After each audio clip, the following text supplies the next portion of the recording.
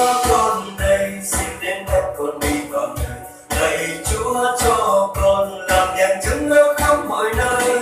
Xin hãy dẫn con đi qua muôn vàn gian khó, hành trang trên vai con mang theo lời Chúa. Này là đời con với giấc mơ xin trao mãi mãi, dù mà cuộc sống chuyến thân này vất vả gian lao. Con xin hiến dâng tuổi trẻ con với bao khát vọng, xin hãy cho con lòng kiên vững giữa đời hôm nay. Cuộc sống bao nhiêu những kiếm nguy gian trên đường dài, ai biết thân còn nhiều điều đuối xa ngã nổi trôi. Xin hãy dẫn con đi qua muôn ngàn gian khó, hành trang trên vai con mang theo lời Chúa. Này là đời con với giấc mơ xin trao mãi mãi, dù mà cuộc sống chuyến thân này vất vả gian lao. Con xin hiến dâng tuổi trẻ con với bao khát vọng, xin hãy cho con lòng kiên vững giữa đời hôm nay.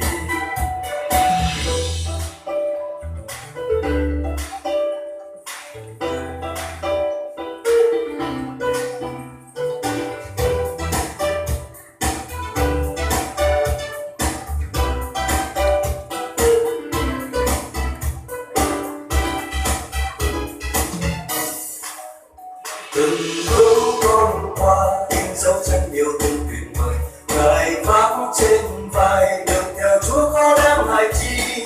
Xin hãy dẫn con đi qua muôn vàn gian khó, hành trang trên vai con mang theo lời Chúa.